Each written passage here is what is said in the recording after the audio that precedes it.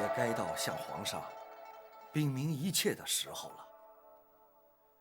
本王这就进宫去。王爷，万万不可！包大人为何阻止？进宫面圣，禀明一切，又有何不可呢？王爷，此事兹事体大，又事出突然，包拯担心皇上一时之间恐难承受。包大人之意是担心皇上不肯接受了。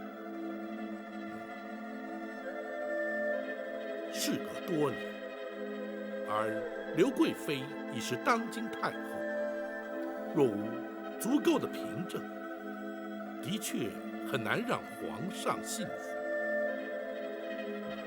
那以包大人之见呢？包拯已派人去将陈琳、陈公公接回京来，尚有许多细节有待查明厘清。一旦取得足够证据，再向皇上启奏，较为妥当。包大人言之有理，只是，以皇嫂之意呢20多年都已经等了，再多等几日又有何妨呢？好，那就依包大人之见。王爷，不过此事还需秘而不宣，还请王爷稍作忍耐，不动声色。本王明白。太妃娘娘，请先回府休息，包拯会差人确保安全，且容臣与王爷在此细商对策。好，那就仰仗二位了。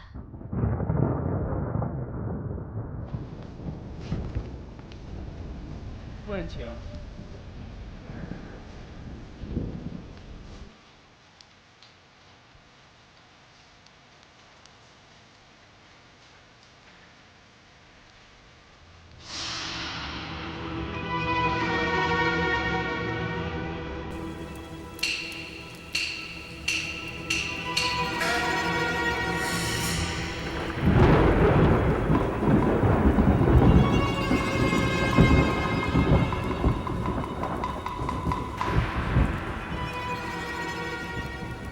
请留步。两位大人打扰。这位公公有何指教？这位老夫人，咱家看着有点眼熟，不知是哪座府邸的亲眷呢？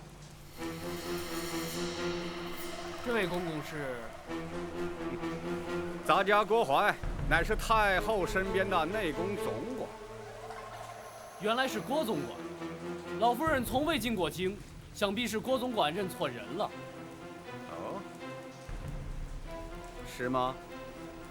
老夫人急需回府歇息，不便久留，还请郭总管见谅。是，二位请便。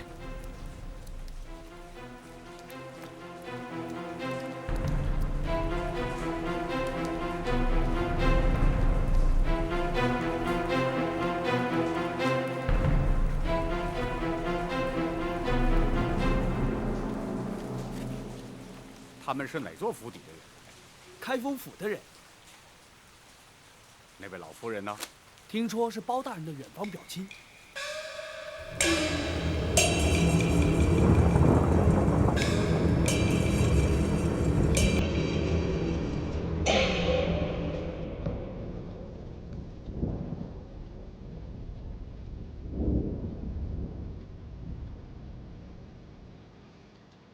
这就是安神路。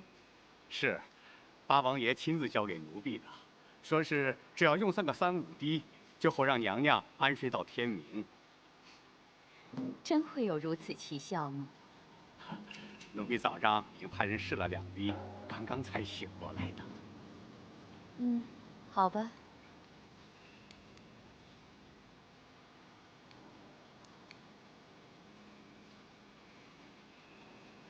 下。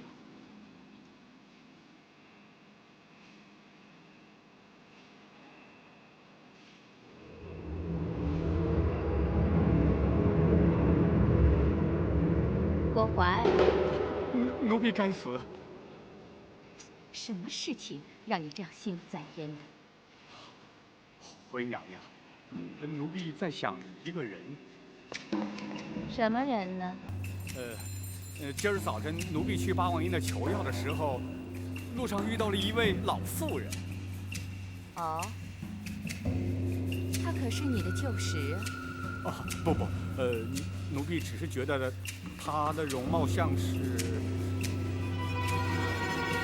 谁呀？像是。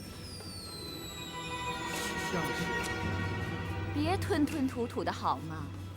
她究竟像谁呀？说呀！像是当年在冷宫里的李贵妃。娘娘，奴婢该死，奴婢该死。你说她像谁？娘娘，是奴婢一时眼花，胡言乱语。娘娘，您千万不要听进去啊！不，哀家要弄清楚，她真的像李贵妃？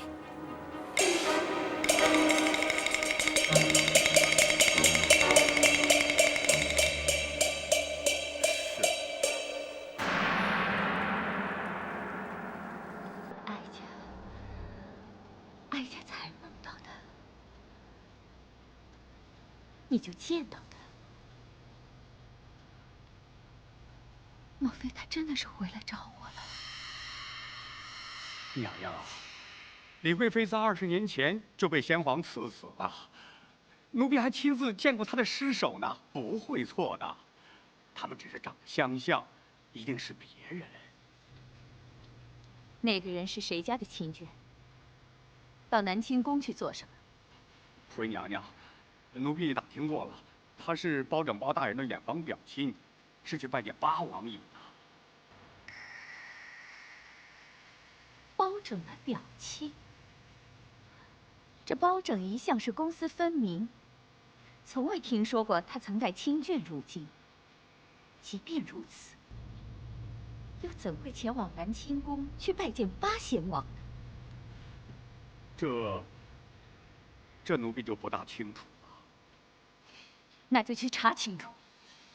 不但要查清楚那人的来历，也要查清楚包拯最近的行止，大事小事都要查得一清二楚，知道？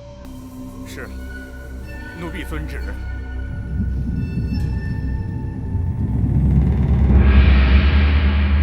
大人，八王爷已经知道太妃娘娘依然健在，想必会在适当时机出面。大人平反此案的机会势必大增。不错，八王爷身份特殊，也较容易取信于皇上。等陈琳抵京，查明细节之后，便可着手进行。还请娘娘再多忍耐几日。但愿不会横生枝节。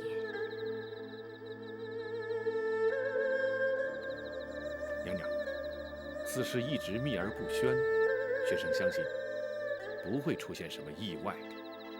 不，哀家认为不会如此顺当。娘娘何出此言？日间哀家离开王府时，遇见一个人，但不知遇见何人。郭淮。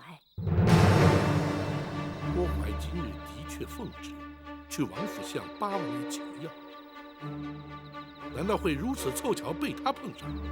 不错，而且他还将哀家拦了下来。难道他认出了娘娘？岁月催人，娘娘的容颜与昔日必有所差异，应该认不出来才对啊。虽然他没有认出哀家，但他心中必有深疑，否则不会将哀家拦下。而后呢？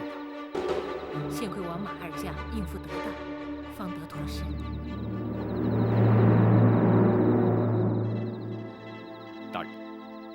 虽然郭淮可能起疑，却未必会有所行动。眼前因不智被察觉。话虽如此，却不能不防。娘娘请宽心，包拯会尽量设法让娘娘不与生人接触，然后静观其变。哀家明白。如今指望陈琳能尽快回京，以免另生波折。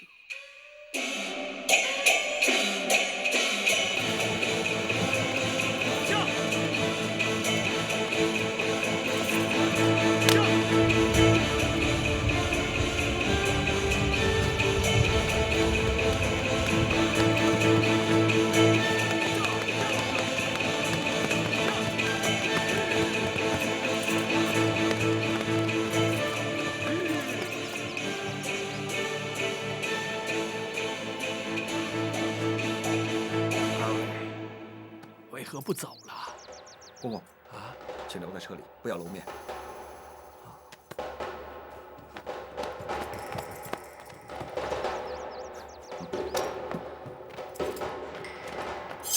你们是什么人？可是冲着我们来的？两位可是包大人座前张龙赵虎？请问五位是哪路英雄？有何见教？现空岛吴蜀奉包大人之命，前来接应二位同返京城。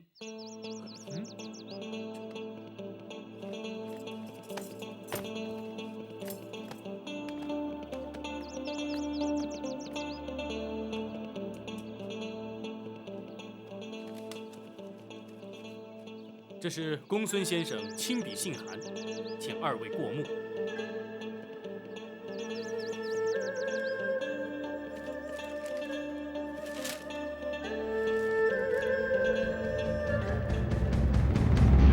是包拯从陈州带回来的。是，包大人陈州督政回京，途经草州桥，在天齐庙放告后，就多出了这位老夫人，说是他失散多年的远房表亲。就算如此，包拯又为何将他带回开封，而且住下不走？怎不将他送往泸州老家呢？这位老夫人现在是双目失明，正在府衙里接受公孙策的治疗。哦，包大人回京后，陆续有江湖人士进府，后有相继离开。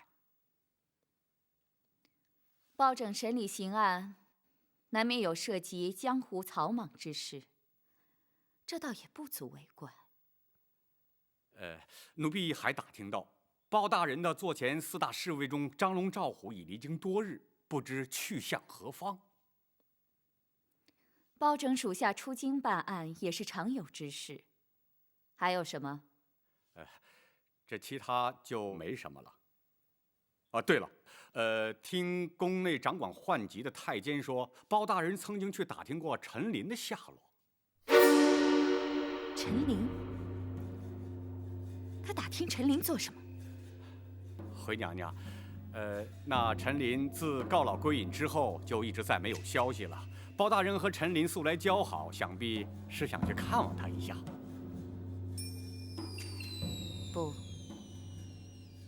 不会如此单纯。包拯为何偏要在此时打听陈琳的下落？这奴婢就不知道了。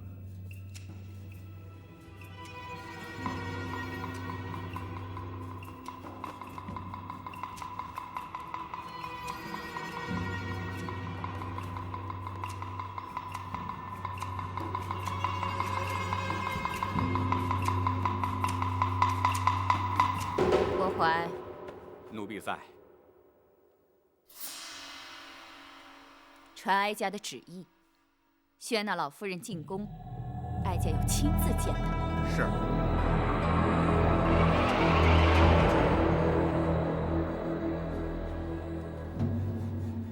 哦，太后要宣老夫人进宫，正是。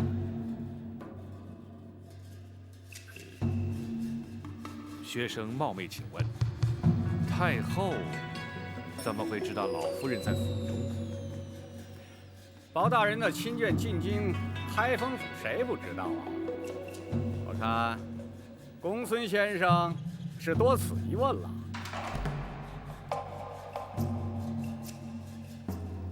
老夫人乃是乡野村妇，不识宫中礼，恐有冒犯失礼之处，还请郭总管回禀太后收回成命，免宣入宫。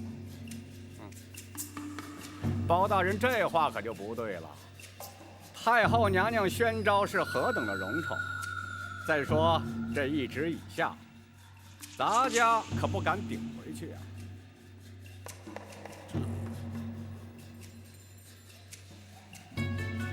郭总管，老夫人双目失明，学生正在为她诊治，此时入宫，恐怕多有不便。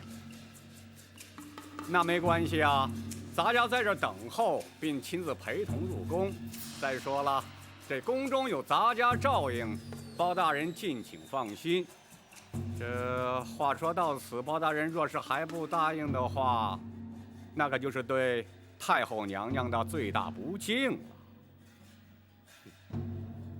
太后懿旨，本府怎敢不遵？烦请郭总管稍后，本府前去禀告老夫人，并略述宫中礼仪之后，再随郭总管进宫。那就有劳包大人了。没有料到，他们真的盯上了太妃娘娘。大人，难道真的无法回避了吗？太后懿旨，谁敢违抗？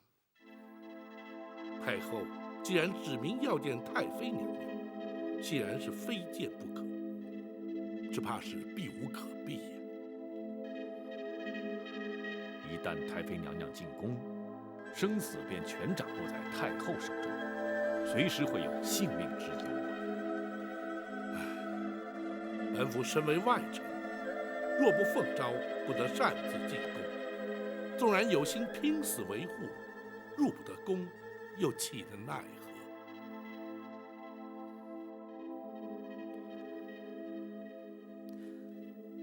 大人进不了后宫，展昭却可以。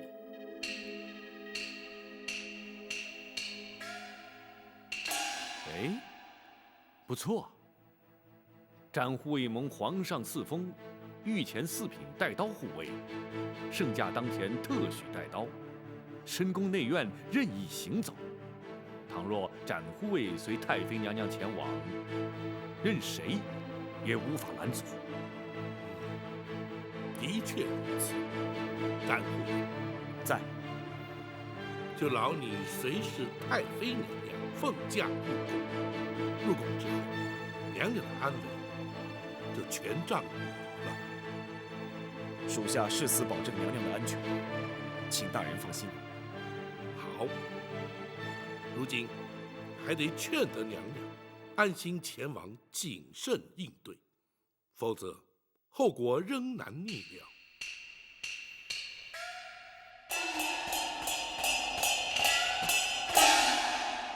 他要见我。郭槐前来传话，如今正在厅中等候。他到底还是找来了。你们说，哀家该不该去呀？娘娘要是不去，恐怕会让对方更加起疑。既然如此，哀家去见他就是。是啊。不过，以学生之见，虽然太后下旨召见，却未必肯定娘娘的身份，还请娘娘尽量掩饰一二。宝琴，你说20年不见，他还能认得出我吗？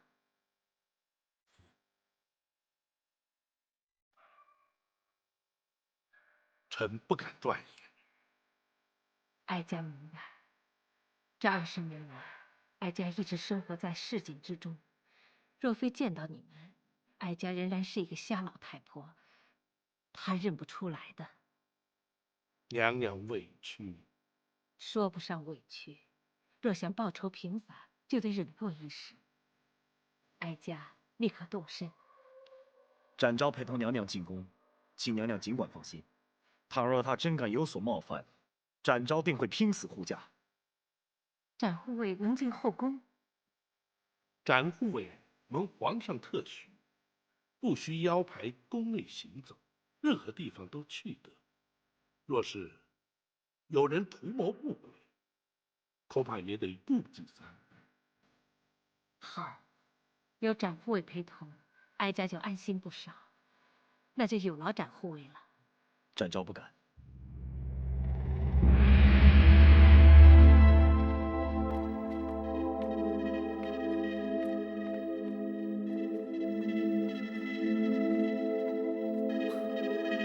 太后存心摆弄威风，却不知老夫人目不能视，全无作用。就由他摆弄吧，不值得计较。待会儿见面时，少不得依礼参拜。无妨，既然来了，老身就是一介市井瞎婆。太后驾到！太后千岁，千岁，千岁！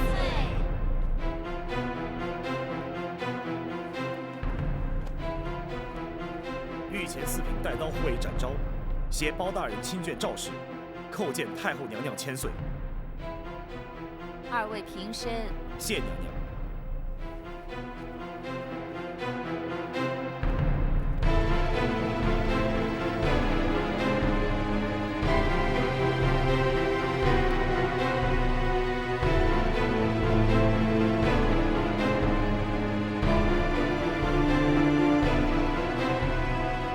都起来吧，赐座。谢娘娘。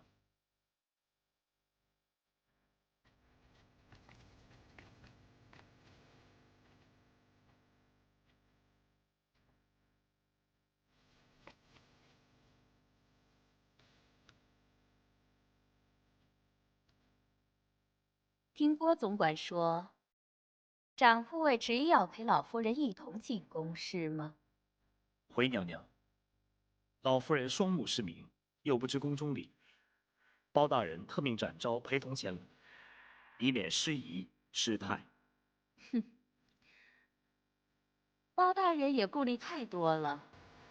哀家既然宣召老夫人来，自然不会介意是否失态失仪。谢太后。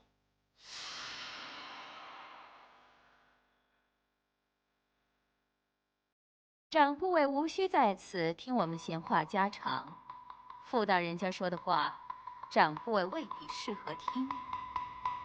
包大人再三叮咛，属下不可擅离老夫人，所以没这一说。在哀家这仁寿宫，难道还能让老夫人出什么意外吗？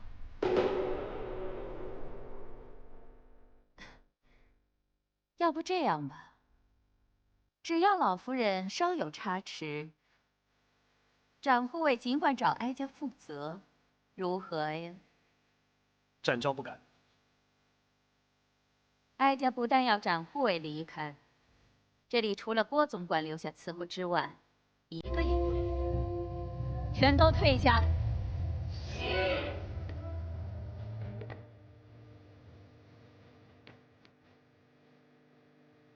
展护卫，你就出去。既然太后娘娘不担心我老婆子失礼，你留在这儿也没什么意思，不如在外头轻松自在一些。老夫人，太后不是已经说了，如果我出什么事，她会负责。你放心吧，包大人他不会怪你。啊，要不你就在外面候着，如果觉得有什么不对，你就随时进来瞧瞧，不就得了吗？还是老夫人干脆了。展护卫如今可还有话说？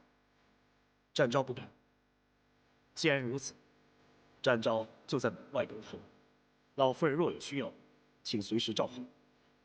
展户，你就快走吧，我还急着要和太后娘娘说话。展昭告退。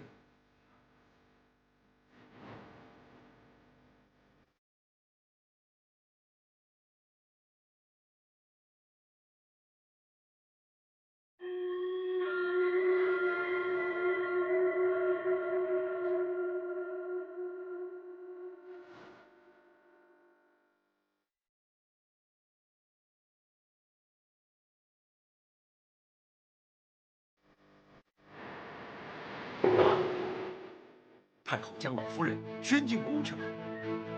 正是。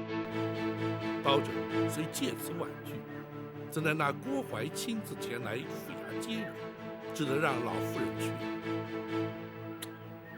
这岂不是羊入虎口吗？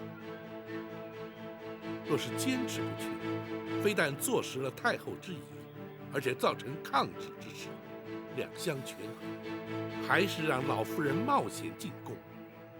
为防万一，包拯特命展护卫随行护驾。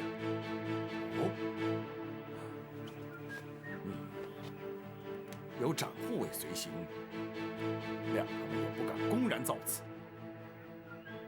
但包拯仍觉不妥，故而前来请王爷寻医名目，进宫面圣，伺机前往仁寿宫查看虚实。你顾虑的对，由本王进宫，的确较为合适。你且回府等候本王的消息。多谢王爷。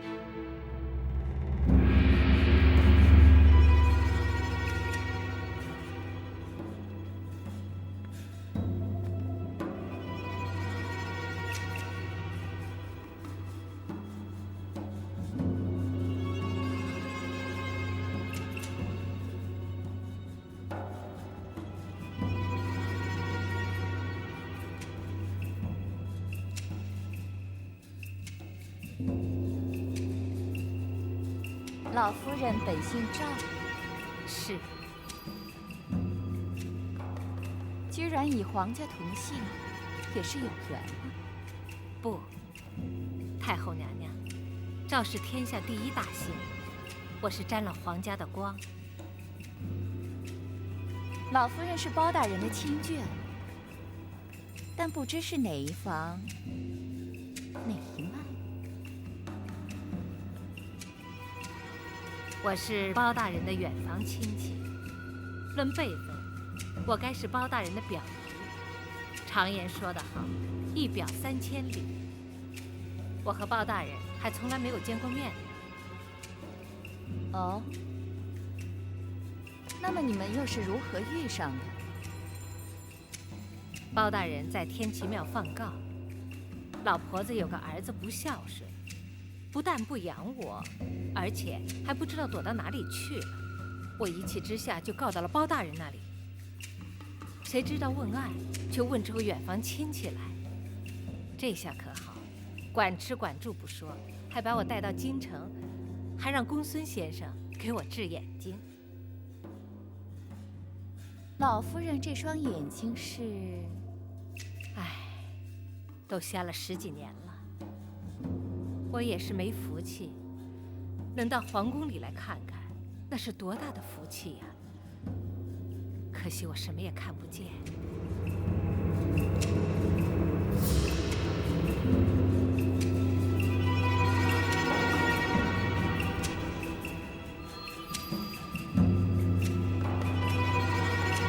谁？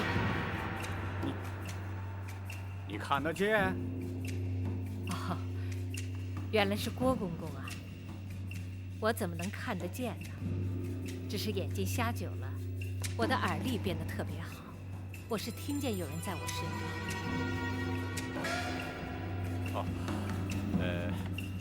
咱家是给老夫人递茶的。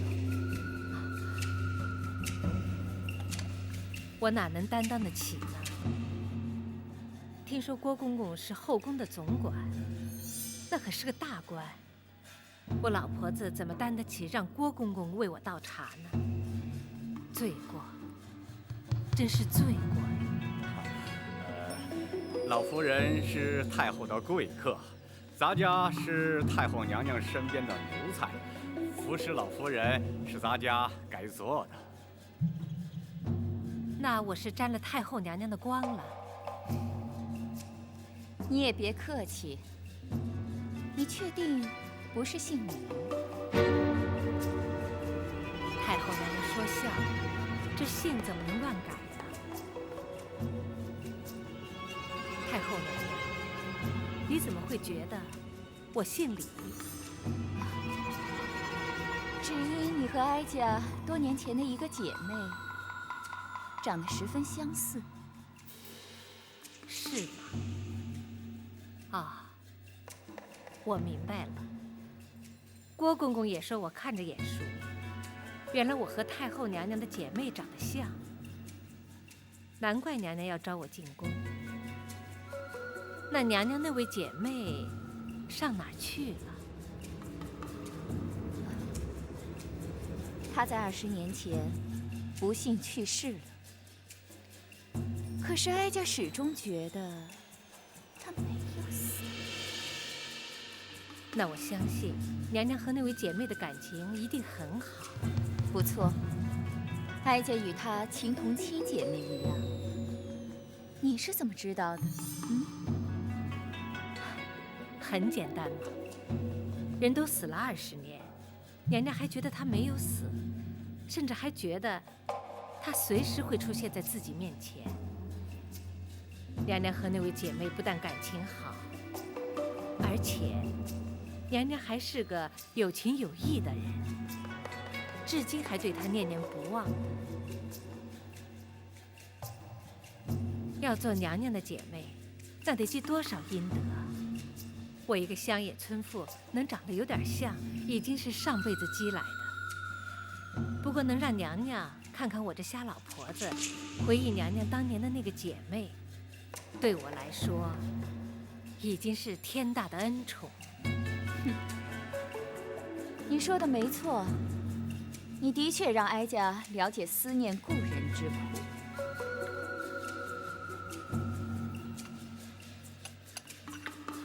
谢谢。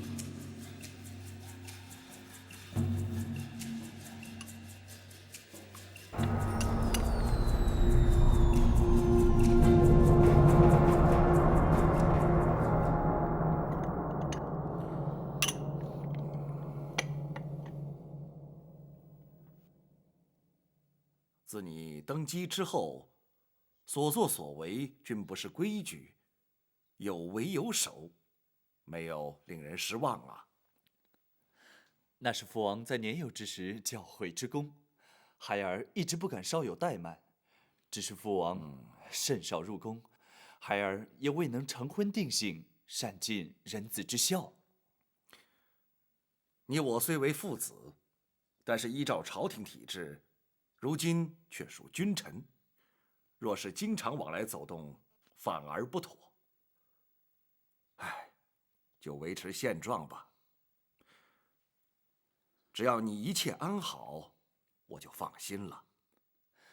父王不愿入宫，还是儿臣回府探望吧，也好随时向父王请益。唉，那就随你吧。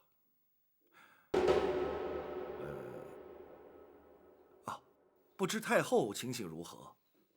郭槐来府中求药，以治失眠之症。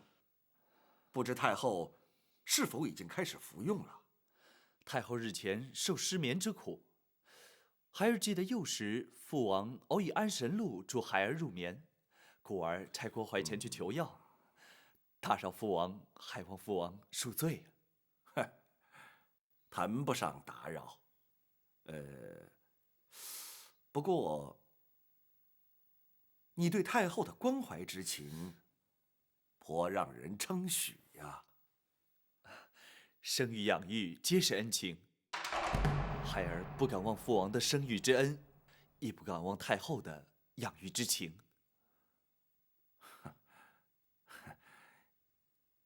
你有此想法，也算难得。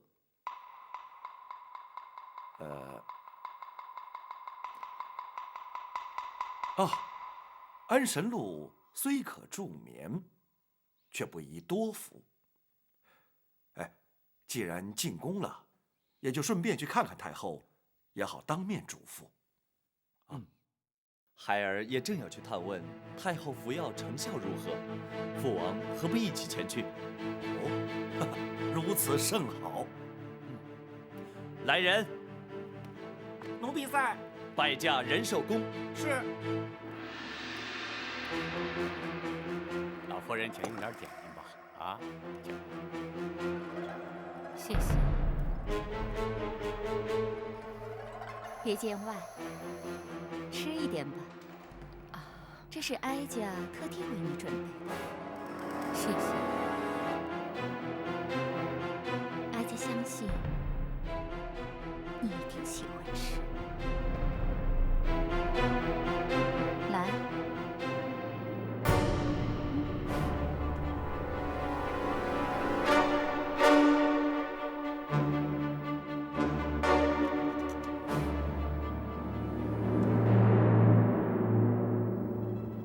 这叫心怀蜜，用杏仁、槐花和蜂蜜调制而成，是当年哀家那位好姐妹自创的甜点。好吃吗？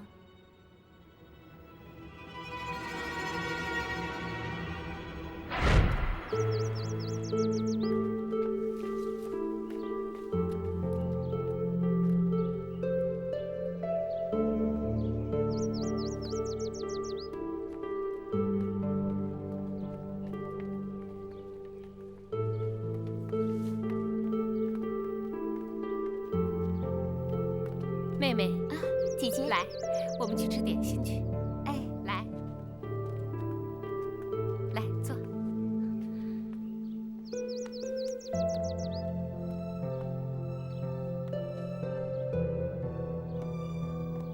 妹妹，你尝尝。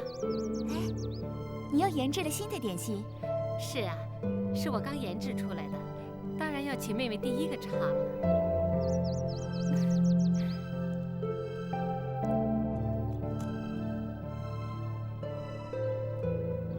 好吃吗？有淡淡的花香，有点苦涩，不过饼心却是甜的，真的很好吃。你是怎么做的？这是5月初开的槐花，带皮的杏仁儿，再加上断花的蜂蜜，用栗子面揉合以后再烤出来的。这么好吃的点心，有名字吗？有啊。采用食材的名字就是“杏怀蜜”3个字的谐音，心怀蜜，就是心里揣着甜甜的蜜。心怀蜜，姐姐是不是要献给皇上的？不，这只是做给我们姐妹俩吃的。为什么？因为这是我们姐妹共同的写照。我们刚进宫的时候，就像初开的槐花，洁白美丽；而在宫中的日子，就像杏仁一般苦涩。不过，只要我们安心地待在宫里，总有一天会得到皇上的宠幸。往后的日子啊，就会像蜜一样甜。姐姐，姐姐只教给你做法，也只做给你一个人吃。记住。这可是我们姐妹之间永远的秘密。从此以后，哀家学会了做这酥饼。20年前，当哀家那位姐妹过世之后，哀家才下旨宫中御厨学着做。可是这心怀蜜只给哀家一个人吃，甚至连皇上都没有尝过，因为哀家曾经答应过他。这是我们俩之间永远的秘密。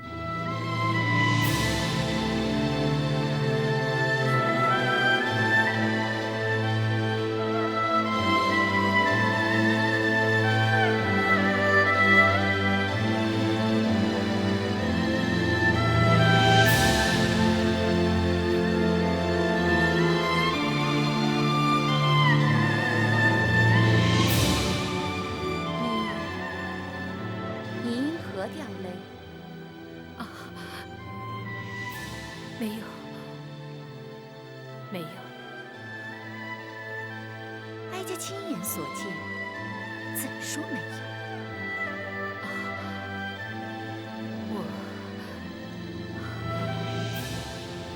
太后娘娘对20年前的姐妹还如此的怀念，真是令人感动。老婆子天生就爱哭，就连听人说书都会哭得稀里哗啦的，让娘娘见笑了。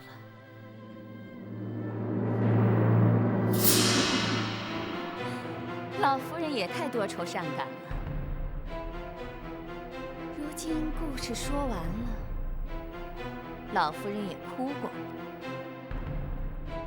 现在可以吃点心了。这点心，娘娘一向是不给别人吃的。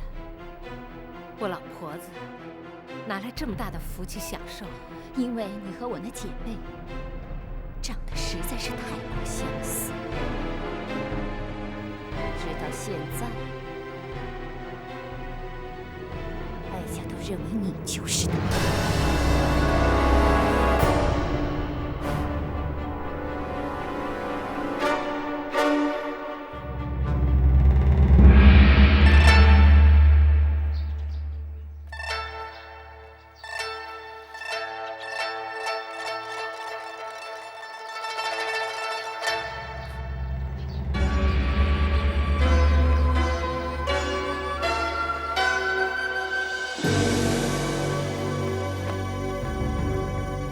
展昭叩见皇上，八王爷。展护卫平身，谢皇上。展护卫为何会在仁寿宫外？展昭陪同包大人亲眷赵氏，奉太后懿旨进宫。哦，太后宣老夫人进宫，展护卫为何不在一旁陪伴？太后与老夫人闲话家常，命展昭在宫外候命。那就随朕一起进去吧。谢皇上。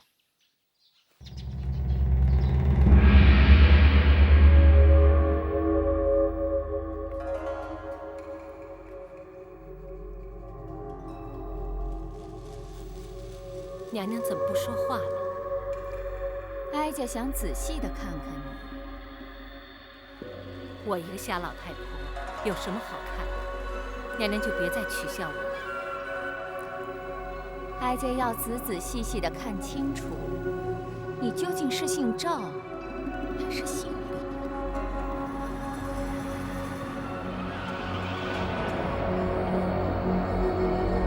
皇上驾到！奴婢叩见皇上八王爷。平身。儿臣参见母后，望母后病体早愈。免礼。皇上来仁寿宫，怎不先通知一声？八贤王又怎会联袂而来？父王得知母后患有失眠之症，特来探望。哦，哼，自从哀家迁进这仁寿宫，八贤王可是头一回来。惭愧，本王不敢贸然前来打扰太后，没想到却失了君臣之礼，还请太后恕罪。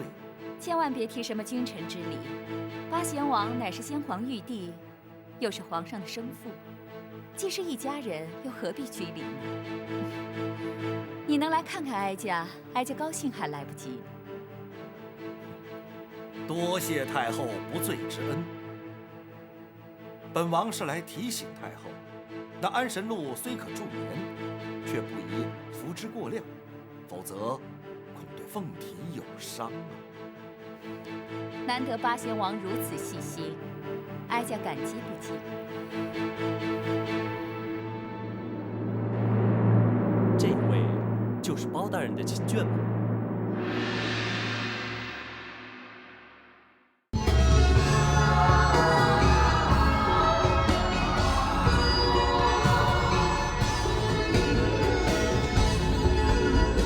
将锄头不负数，自寻烦天外有天比你高。